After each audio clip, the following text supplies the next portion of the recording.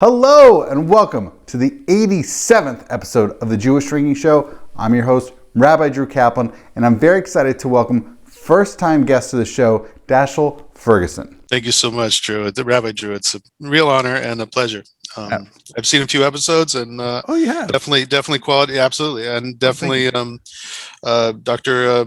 Schwartz was on, and so you got to watch those kind of programs.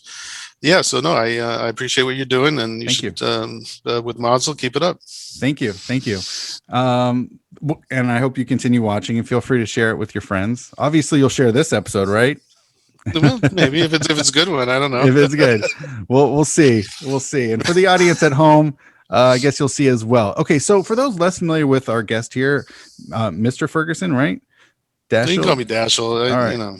Okay, so Dashiell is originally from Oakland, California, and he recently returned to the Bay Area after 13 years, a whole baker's dozen in Washington Heights, New York City, where the two of us actually had the fortune of meeting 15 years ago back in 2006. Dashiell had the good fortune to attend Yeshivat HaMiftar in Israel from 1999, 2000, and 2004 through 2006. He graduated from San Francisco State University. Are they the Fighting anything? What's their mascot? Oh, we don't have a football team. The Gators. The Gators they have soccer. They play softball. Maybe there's a baseball team if I remember correctly. I didn't go into the gym much at all. Okay, I really got to know. It's the Gators. It is the Gators. Holy crap. Okay. Go Gators, I guess.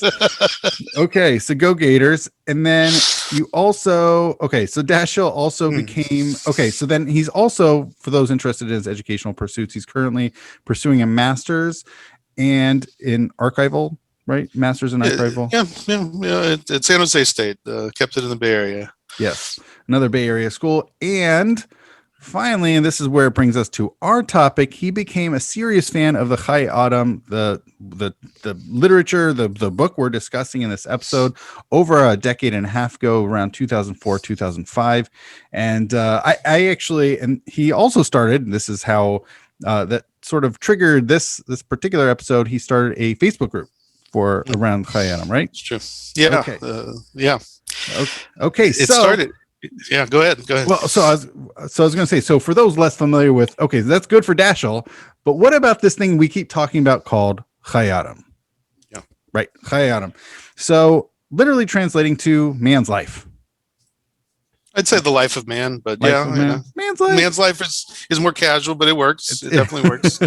They're equally, yes, six of one and half dozen of the other. Okay, so if you want to be more formal, life of man. Cash. All right. Man's life. Okay. So Dashiell, so for those less familiar with this work and the person behind this work, what can you share with us about this? And I will point out for anybody interested, there are slides that Dashiell put together for this presentation, which I'm really excited about. And for those on YouTube, you can totally enjoy. So here we go. Yeah. Well, the author is his name was Rabbi Avraham Danziger. Danzig was also the name of his hometown, which is a port city on the Baltic, a center for trade and commerce and the movement of goods from different parts of the world. The local commodities coming from even the New World, are making their way through Northern Europe, to the ports of Northern Europe. So this is where he's born. He's in the middle of the 18th century, which, as we know, is a century of tremendous, it's the modern world is underway in many ways, and a lot of changes are hitting the world, and the Jewish world in particular. He's from a rabbinic scholarly family, and they take education very seriously, something that he would take to, and he was actually sent, and this is kind of a little bit unusual because they didn't have the formal yeshiva system when he was a youth that we're familiar with, like in our time, but he was able to learn in Prague under the noted Yehuda of Yechezkel Landau, and so he had a solid rabbinic education, And again, this would have been, we don't know too much about the program, but like it was restricted, presumably. It was, you had to be qualify, you had to be, and maybe the family also had to be of means to just get you, who's paying for the lifestyle there. But Prague is a major, Central European city. And so he's from a port city, port city is always very worldly. Your mix of people, the sailors, the language they speak. But he makes his home in Vilna, in what is now Lithuania. And it's in Vilna. We don't know if he was drawn to Vilna for this reason, but he becomes acquainted with the Vilna Gaon and becomes a student of his. He was a businessman, a self-employed businessman, presumably, who traveled. And you get it. He mentions it in the introductions to some of his books. He said, I was in the fair at Leipzig, such and such, and I had all my sparring with me, and everyone knows I was, and the other guys, they didn't learn. It's not good. But it's also in his Hayyei Adam, which itself is a handbook for daily and calendar life in the Jewish life. It's how you wake up in the morning until the laws of Purim. And it's written in he disregards the chapter structure of the Torah and the Shulchan Aruch and writes his own kind of format. The chapters within which are numbered paragraphs. With a good Jewish book, you address both the elite scholars, but also the ordinary folk. He was really trying to he says in the introduction, the Balabatim and the Na'arim, the young people that are teenagers maybe that are on their way to acquiring their education as whatever they could in that. Eastern Europe the poverty was very intense. People had to work, and so how what formal schooling people actually had, what grade they would stick around but if they were literate, he had a book for them, but it was also a book that communicated to people that were very well versed in the Gemaras and the poskim, the codes of Jewish law up until that point. And he's also the first edition of the Hayyei Adam is 1810. He revises it within his lifetime, a second edition, a fuller edition. He really added the laws of Passover, incidentally. But the real presence in this handbook, right, this daily life, is the traveler, people that are on the road. People, you need to wash your hands, but the stagecoach is not going to stop you. And for mincha, like, how do you do this? How do you live this life? Hey there, I wanted to see how you're enjoying the episode so far. If you have any feedback, comments, questions, anything, please let me know. And also, if you have topics as well as potential guests, including, who knows, maybe yourself, please let me know. Feel free to reach out to me at drew@jewishdrinking.com. Thank you, and now back into the show. I don't know. He uses a lot of vernacular words for a lot of food items, and so the one that I clued into, now you'll see in some of these examples, Sheikhar will be there also, but the main one that we're going to be looking for is Yayin Saraf. Yayin Saraf technically translates to brandy wine, which is brandy, but does he differentiate between brandy and whiskey? Because I also know that Yayin Saraf is often used for whiskey. So I got you, man. There was a period in this Polish-Lithuanian Commonwealth in the history there in which the Jews were heavily involved in the liquor trade.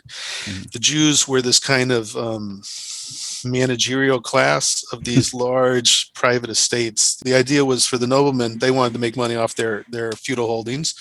And one way they had to exploit the natural resources. And the fermentation of grain and I say grain because we're going to see that. Maybe I'll skip ahead and show you where he just basically says Yain Saraf is from the 5 species of grain, the laws of Pesach. But basically, the Jews were involved, and so here we have the situation, and he included the laws of mezuzah, even though it's not technically in the Orach Chaim, it's really from the Yoreh De'ah. He included it here just because he knew people had to know. It's like one of the basic things. You open you have a house. What do you do? And so he has here and he uses the word shank, which we have here. The translation it is an ale house, a tavern, a grog shop, a dram shop. Well, we don't say dram shop very often in English. Basically, this is Chachmas Adam, right? This isn't Hayyei Adam. This is the Hayyei Adam. This is the Hayyei Adam this is in Hayyei Adam. Okay. He included it. He included several places like Hilchos Talmud Torah is in the Hayyei Adam, things that he thought were very intrinsic. Just as you need to know how to daven and say brachos, you also need to know, what learning is, and you need to know mezuzah. That's great. So it's helpfully included here. And so you get just a flavor here. So he's given a very world example. He says, "V'kein b'mokum shemochim mashke shekoin shenk, she'akum mitzuyim b'veis tamid." People are always hanging out here. The non-Jews are always hanging out here, and so therefore there's a concern they might rip off the mezuzah. They might steal it. They literally rip it off, and so therefore he says, hold on. yeah. Well, so as translation, so in the uncensored first edition, it's this tavern that Gentiles are, I guess, constantly congregating there, or at least constantly found there, and then in the non-censored edition, it seems, in a place that alcohol beverages are sold. They call it a bar. Yeah, we don't have to insult the non-Jews. It's just a bar, right? It's like whether they're there all hours or not. That's Can I just ask, like, how often is his stuff censored like that? I mean, obviously, it's no, it's a great question. It's an absolutely great question. We have to remember that all books that were published in Europe in this period, and for centuries, the beginning of printing until who knows when, but through this period, particularly in these, the Tsarist Empire, all books are under an official censorship regime. All Jewish books, in particular, they say it on the title page.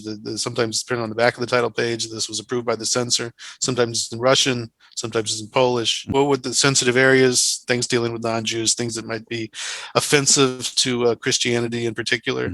But these things the Jews knew from already 1,000 years before. You stay away from this. You don't put it in writing. You have a poem you say. You don't put it in the book. Right. And I will say, for those especially listening, that not to leave you on a cliffhanger, the part two, the way the rest of this the sentence goes, he says you shouldn't, if you're concerned that people might steal it, then don't set it up there. You don't need to put what, unless it's very so you shouldn't put it up if people might remove it, if they might take it away. But if you're setting up a tavern and you can, I guess, affix it strongly enough or whatever it is that people aren't just, which is interesting. Like, if you're going to, it makes sense. If you're going to create a bar, why would you put a mezuzah that, a bunch of drunk folks are just going to slap it off? Like, so there's a logic to what Rabbi Danzig's writing here. Right. It's very practical, but it also captures that moment in time when, like, Jews were operating religious Jews were operating a tavern, and that was like a normal thing that a holy books would address. It's just, it was normal, casually. People can listen to my episodes on 18th and 19th century Jews owning taverns in those lands. I mean, that was common. Yeah, absolutely. But I also find it interesting that you don't need to. He's like, if you're worried that you have all these drunk folks coming through, then don't put it up. It's very practical. But I think he wants you to put it up. We don't want the mezuzah to be up, but we want it to be attached in a very strong way. Like, why he needs to say this. It's like, maybe you shouldn't retreat from your, you shouldn't retreat from the public domain. You should actually fortify yourself in the public. But we don't need to make big drushes about what happened here. Okay. So this is like technical halachas, but he addresses the question of whether you can pray ordinary daily Jewish prayer under the influence. And it's a technical question, like how drunk is too drunk, and basically, which can you talk? I will say it's interesting that it's pretty typical. Yeah. The one thing that is fascinating for me to see that is sort of different in here is if you're unable to speak before a king, you're forbidden to pray, because then it's as if you're a Gentile. Ovid avodas kochavim, which is such a totally unnecessary thing to say. I will say, because this originally comes from the Gemara, from the Talmud Bavli, and that language of comparing to a Gentile is not there, and it's not in the Shulchan Aruch. So this is his own spin on it. It's another, almost like a I don't know, a little patch, as it were. To the Gentiles. And who knows? Maybe that reflects the Gentiles of his day. And the interactions. Right. Kohen Shalacha Libo. He's kind of a weak constitution. He can't get up there and do it unless he tastes something. He has the made davash, mead, shiatom, tam yayin saraf, kidei shil yavatul mitzvahs aseh. Maybe he should have a little shot. He's not going to be totally gone. Some whiskey, fine. Do kiddish and you have a little bit. If you're weak, if your heart is weak, if you're you need a little jump start, I guess. Well, it's fascinating. Why not just eat something before davening, but he's saying, no, I guess you've already dove in a little bit. So now you're in the realm of needing to do Kiddush. So if you're going to do Kiddush, have something that, wine, whiskey, mead, whatever it is. I hope you've been enjoying this episode featuring Dashiell Ferguson. I want to give you a sneak peek into next week's episode featuring Maggie Kimbrell discussing Jews' historical involvement with American distilling. Here we go. You have to take into account 1935, some Jewish brothers in Kentucky. They probably knew it was not super safe or a good business move to call their whiskey Old Shapira.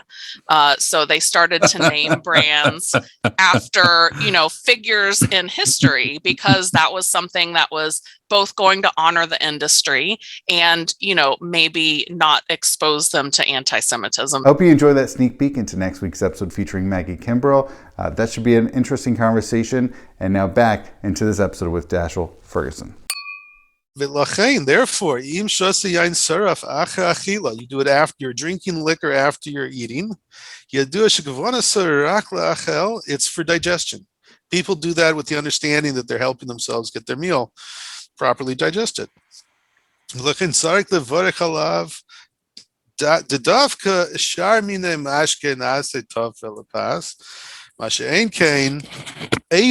these things, the principle that maybe they're like, they already include, the beverages might already be included. It's just for digestion. You're not really doing it because you're still hungry or it's still part of the meal kind of thing. It's like the what's the name for this at a meal? You would call it in English after the cocktails are before. That's the cocktail aperitif. Hour. Something right. They have whatever. So this is kind of, again, he's talking. This is like his understanding. People drinking a little. I don't know. These are the old men in shul that do this, or regular people, or. It's interesting. I came across something by the Taz, Rabbi David Alevi Siegel. So a little bit earlier, Poland, and one of the comments he makes somewhere in the Shulchan Aruch is about people commonly, and this is what he's witnessing in Poland, and this is before Hayyei Adam. He's witnessing that people during the meals they drink beer, and then after the meal they have mead to help digest. So this seems like a similar thing where they're having whiskey post-meal to help digest. Good advice. This is Hilchos Yerkos Hamazon. Yivorek, say the benching kodim, before you get drunk. You're going to get drunk anyways, but before you do. Right. You should bench. You should really bench. Yeah. But after the fact, you can still say the bracha, which is also a great leniency that he has there. But he has like good eitzah. He's like, well, actually, advice, don't push it. Don't push it. Do it now. I'm pretty sure I can be wrong that I think you're, even in the Shulchan Aruch, you're allowed to. Right. So you're allowed to drunk it because solely based. And you see just in the text he has. This is one of the formatting things of the Hayyei Adam. Okay. He has in parentheses Siman Kuf Pei Hey. Dear reader, look in the Shulchan Aruch over there. Oh, okay. And this was really part of his presentation, that he was, even though he's using his own formatting, the chapter system and all this, the Shulchan Aruch is really what he's going by, because he's trying to be very normative, even though he has bits of a revolutionary kind of streak. Afilu yayin saraf, even liquor, whiskey, or whiskey, or I'm fine with whiskey. Okay. Daso, it settles the mind. Shel Adam, a person's mind. Afilu b'mat, you just need a little bit. So for those listening, the context here is a pre-consumption blessing and a post-consumption blessing. And he says, look, all beverages, whether you're talking wine or otherwise, they require a pre-consumption blessing, but the post-consumption blessing, you need to have this reveal. We mentioned this earlier with prayer, with Kiddush. So you need to it's like 3 1/3 ounces roughly, and you need to have that much. But he says, if you don't have even the few ounces, and then I guess the question that comes up is like, why would have someone have less than 3 ounces to then trigger this post-consumption blessing? Oh, if you even just have a little bit of whiskey that settles your mind, that helps. So if you have 1.5 ounces, literally a shot is 1.5 ounces. You have 2 ounces, fine. That settles your mind. That's why you would even bother drinking the whiskey, but it's not enough to trigger that post-consumption blessing. Right. Well, very well said, Rabbi. You're good. We don't need to get into this. This is, Erev Shabbos. You're going to set your business aside because you're not working Shabbos. What happens when you own a brewery? So it's just right there. He has the Brei Hoys, the Brei House. The brew house. Yeah. anyhow, Jews owned brew houses, breweries, distilleries. This wasn't a crazy thing. The same thing will come up in Hilchos Pesach. As this Passover approaches, like, what are we doing about the business? This is in the morning of Shabbos, what we call like you're getting ready to make lunch. You make kiddush because you gotta make that kiddush. V'im chaviv lo yayin saraf. What if a person really loves liquor, whiskey? Yizoher shehiyah hakos nechazik revi'is. The cup has to hold the revi'is. That's non-negotiable. It has to hold the egg and a half or 3 eggs. The yishte mali lugmav, and you still have to drink what's called mali lugmav, which is this whole cheeks bulk, right? The same laws apply, even if you're using this more intense form of alcohol. You can do it. He says, im chavi velo, a person really enjoys it, like more than like the wine they had available in those days, which was not like the beautiful stuff we get from Israel, Northern California, and other places nowadays. Right. So one of the things that I'm going to bring him up again, Rabbi David Alevi Siegel, the Taz, so who also lives before him, and he's living in Poland, and he says, look, he's actually in his time, he identified, he said, look, everybody pretty much does wine for Friday night Kiddush. Everybody does that. But for Shabbos day, only the wealthy people do Kiddush on wine. Everybody else, we drink beer for Kiddush.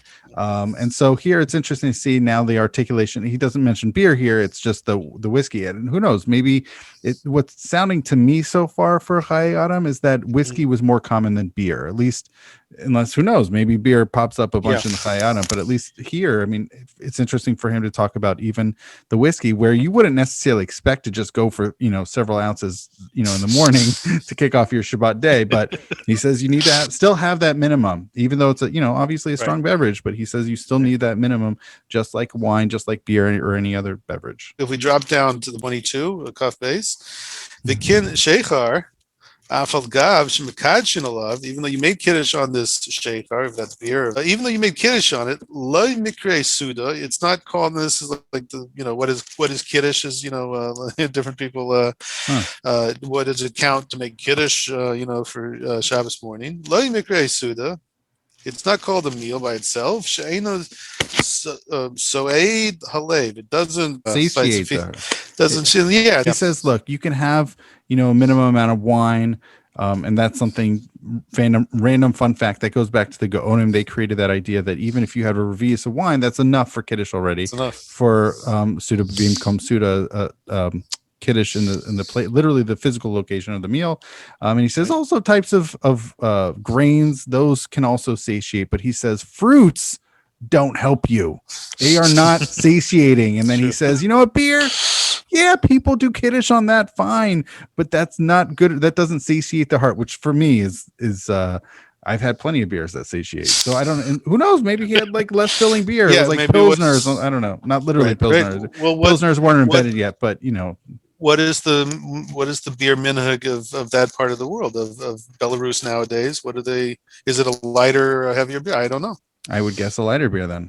It seems that he's more focused on yain saraf, on whiskey, than he is on beer. And here we see he almost pushes beer to the side.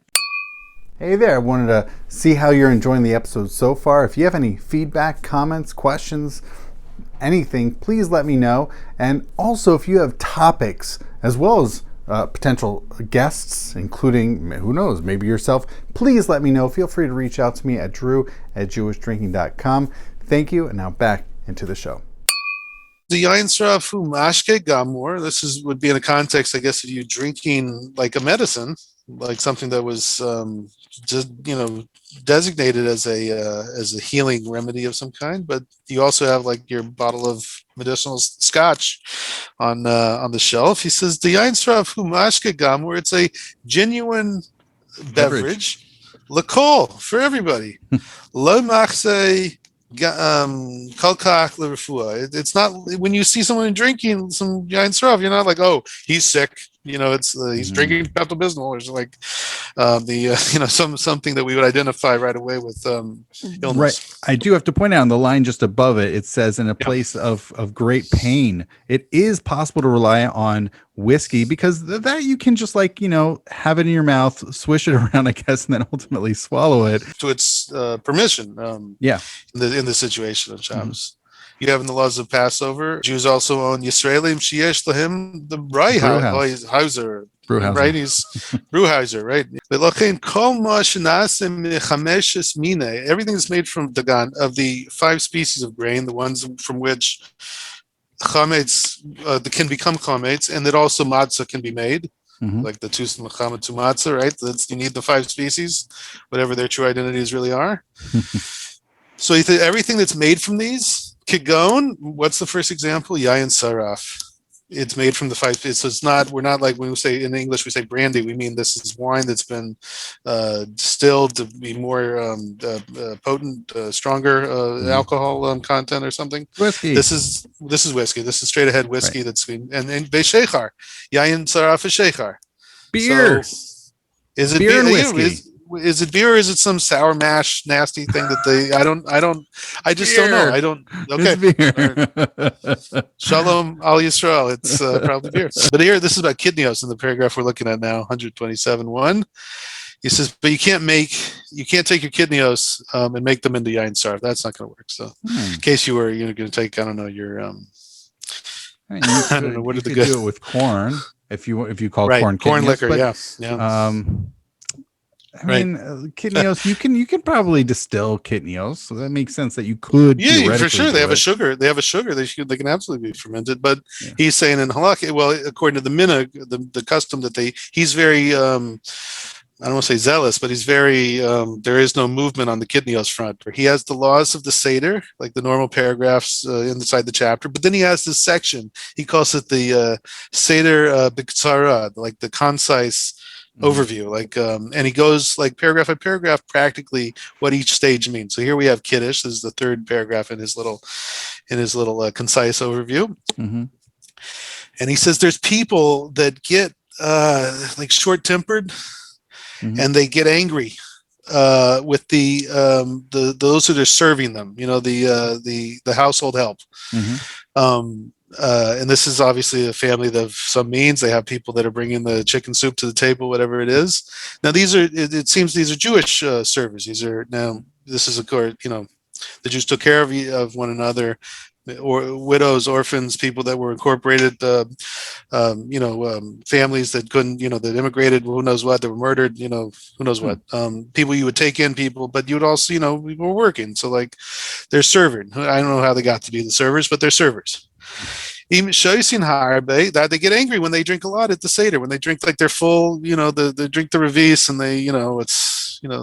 they're acting up a little bit, maybe. I don't know. These people, these balabatim that get angry at their help for drinking too much at the Seder, they're in trouble in the next world. They're going to get the din for the judgment is going to be. They're going to. Oh, you remember that time you yelled at your servant? Shoshana, you said she's a no good, and then you didn't want to give her a full revis, maybe, I don't know. Kihu makshilim, they caused them to stumble. Mina mitzvah, they hold them back from actually performing the commandments, and this is the terrible thing. No one wants. It's one thing you want to sit on your own. You go to your own house, you eat your pork tenderloin or whatever but you get you try to incite the masses to hold them back from doing a mitzvah. That's already different category. I mean, going to the rhetoric, using this language of you're going to give judgment, meaning there's nothing that happens to these people in this world. This is just language to try to curb people's behavior in this world, even though there's no obvious, consequences. This is you shouldn't do things outside the sukkah. Etc. The kid chabura, society, a fellowship. It's a gathering. It's a group that gets together to drink. It's a drinking group. Shekayvin atzman lishtos, that the purpose of them getting together is to drink, and they're probably adults. They're drinking. They're going to have adult beverages. Ezimashke. Kigon made devash. There's our honey water again, or mead. The kiyotzibo, similar things. They call it shikain yayin, especially if they're going to have some primo stuff. Like I said, shipped up from where wine actually grows. The wine grapes can grow, and the wine isn't prohibitively expensive. Roy lahachmir. It's fitting that they be stringent. Shlo yishtu kin ela b'sukkah.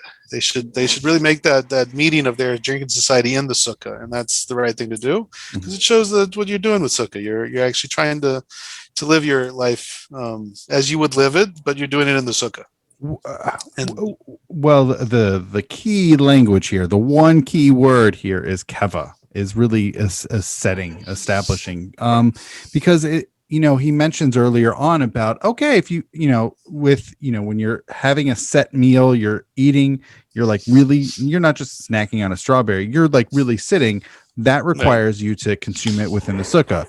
And he says, look, water and even wine, if you just happen to be just grabbing a glass and going, that's okay. But if you're having a drinking session, if you're getting together with a bunch of other people and you're getting together for, as he says, mead or wine, that really that is a set. I don't know about you.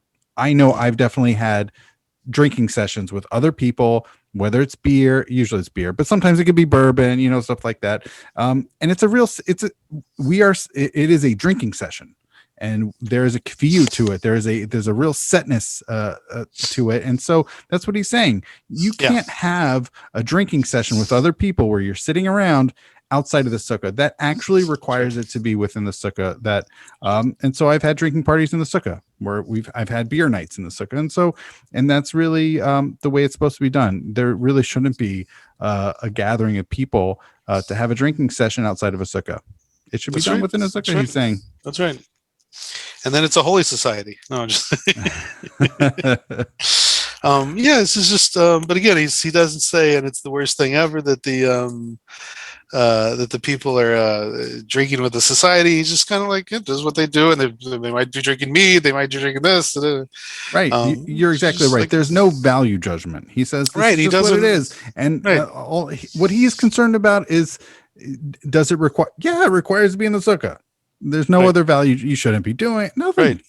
And again, you don't retreat. Just like the mezuzah, like you be who you are. Don't hold back, but live the life. But do it with the halakha.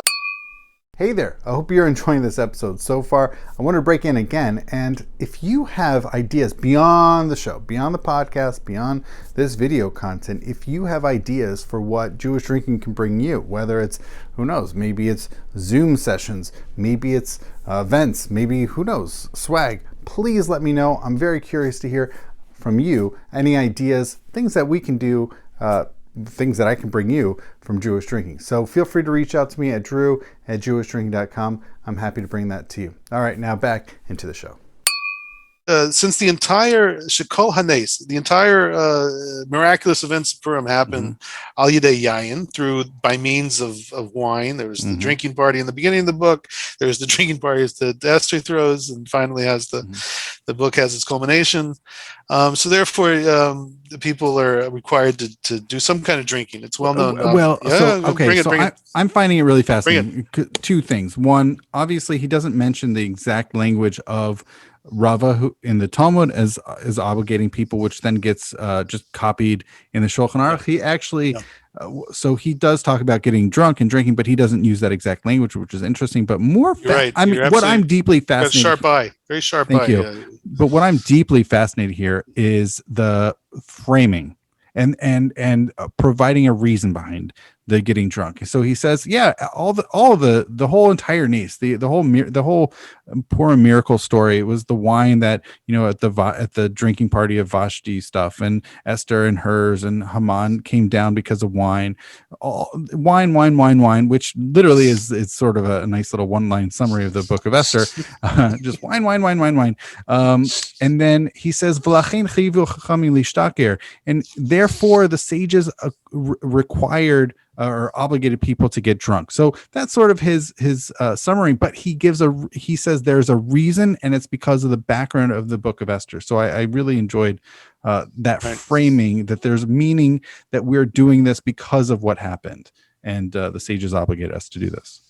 Right. That's excellent point. And he doesn't say the normal language of Hayyei Adam if persume bepuria ad lo yada.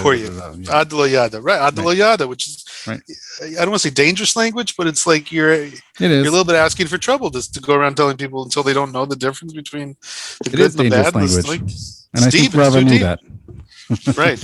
And then he says, "Lefachos lishtos yoser mi hargalo," or more than you Yeah. ordinarily would drink. Mhm. You have a regular intake, and it's whatever a nice shot in the evening, or Right. 3 fingers, or I don't know what So if that's one's what normal. right. So that's what I find deeply fascinating. He says the sages obligate us to get drunk, but at the very least, so he provides an out, sort of more lenient perspective of if you're not going to actually get drunk and go all the way, then at least more than you're used to drinking, which is he provides a spectrum there, which is a nice little leniency. Lizkor hanei sagadol. Right. In As order long that you as remember the great, like you were part of it. You were like right. involved. You Right.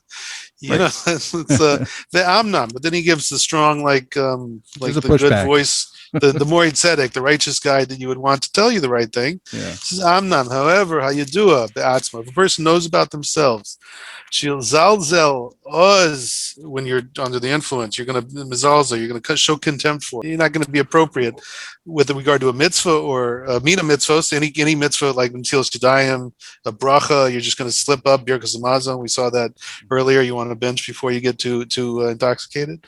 Oh, shalo yispalo mencha, mariv. It's going to ruin your whole davening routine. Oh, shiinho kalas rosh. It's going to.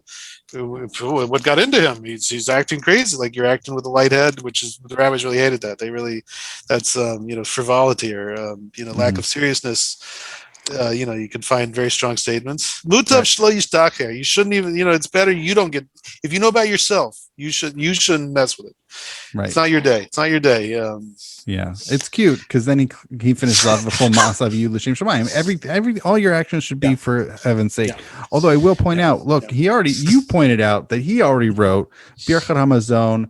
Yes, you should do it before you get drunk, but you can still do it while you're drunk. I mean, that's so. But it is interesting about the obviously praying can often be a casualty of Purim drinking, but But I do like this sort of balancing act that he's trying to accomplish here. Right. That you should get drunk, but at least a little bit more, and then be careful. He's like, maybe just try not to mess everything else up. But it's gonna happen. I mean, it's a very interesting gray area. And again, I think he's kind of talking to normal people that we know. That's a little bit of taste of liquor, a little taste of liquor in the Hayyei Adam. So Dashiell, this is a really interesting presentation. Thank you so much for putting it together and all this. So, how did you get into Hayyei Adam? What sparked your interest? Yeah, it's a good question. Like a lot of young guys, I was learning a little Mishnah Berurah. As one does. As one does, you want to, do the right thing and learn about stuff. So you read the Mishnah, but you read the Mishnah Berurah, and you come across in parentheses sometimes a Ches Aleph acronym, or you look in the footnotes, the Shar Tzion, Ches Aleph, Ches Aleph, Ches Aleph. I think I was learning with somebody. I said, "What is this Ches Aleph?" And they said, "Oh, that's the Hayyei Adam." I said, "Well, it's a Hayyei Adam.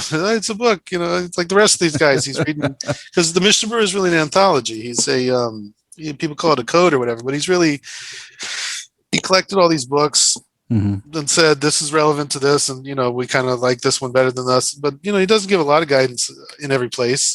But it's very clear that he had the Hayyei Adam opened in front of him. Basically, he was read the whole time he wrote the book, the Mishnah Berurah.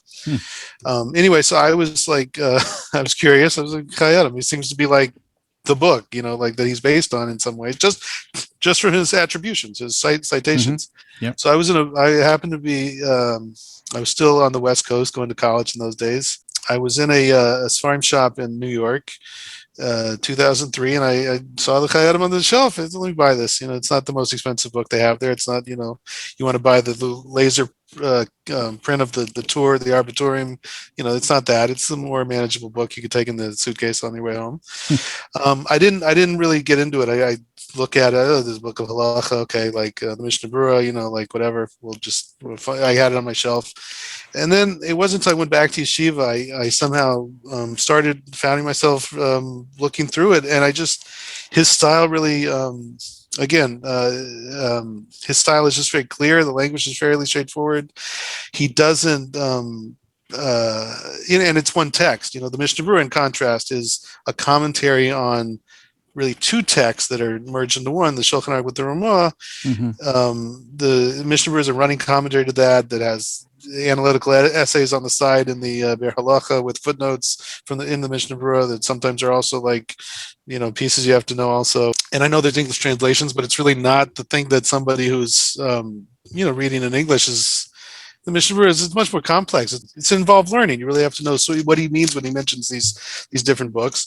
The Hayyei Adam also mentions books, but he's also has a single text. Now we just pointed out, there's a commentary called the Nishmas Adam essays, kind of like the Bir Halacha that he brings in when he has to defend a point that he's making. But most of the text is the Hayyei Adam itself is just a text. It's a single text that you can read, and you can read it.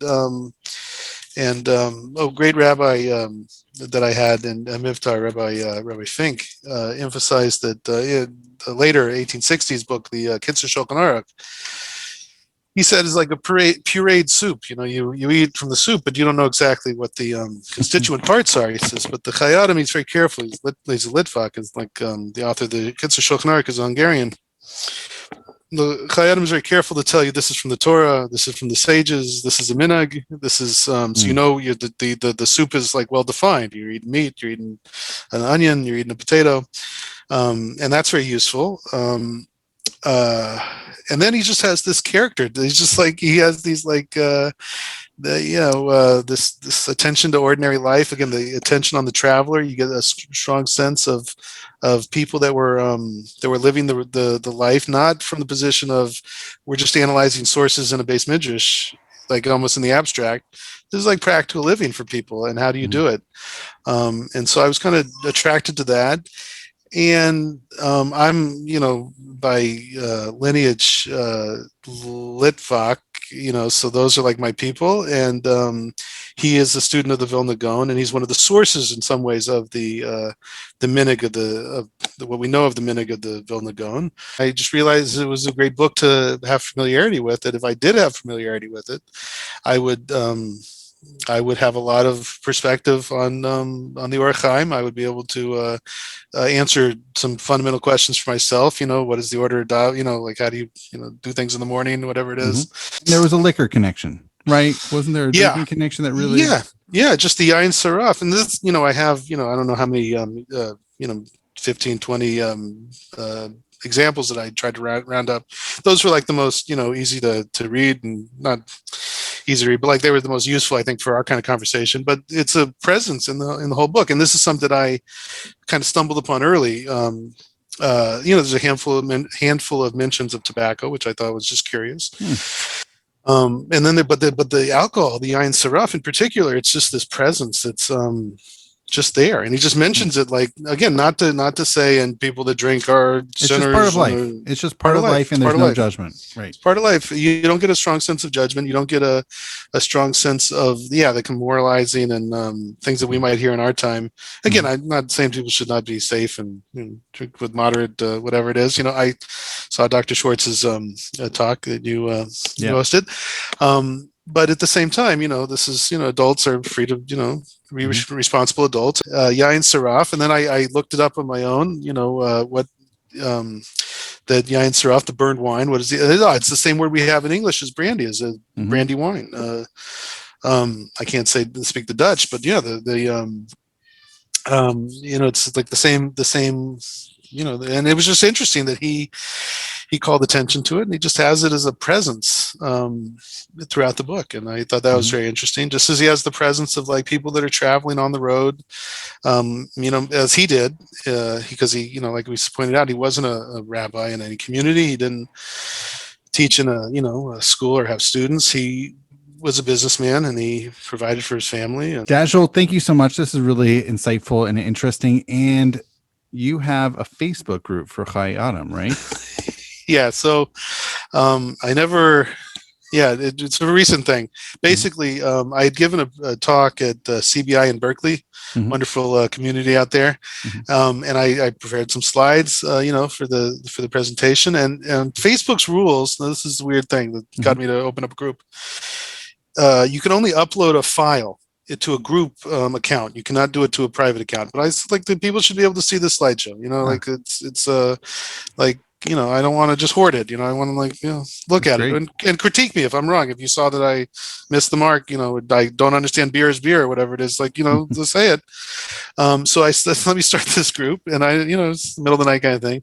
I started this group so I could upload these slides, and then I said, let me just take some. I enjoy it. Take some screenshots, underline what I want to talk about, and and people that are interested should take a look and invite their friends, and straighten me out if I err and fall into error or whatever. I want to be brought into the right path. But I think it's a great book. I think it has utility and value for people even now. And that familiarity with it is a great thing. I wish you much success, and this was a great honor. And absolutely. All right. Well, thank all you the so best. much. Okay. And l'chaim. L'chaim. L'chaim.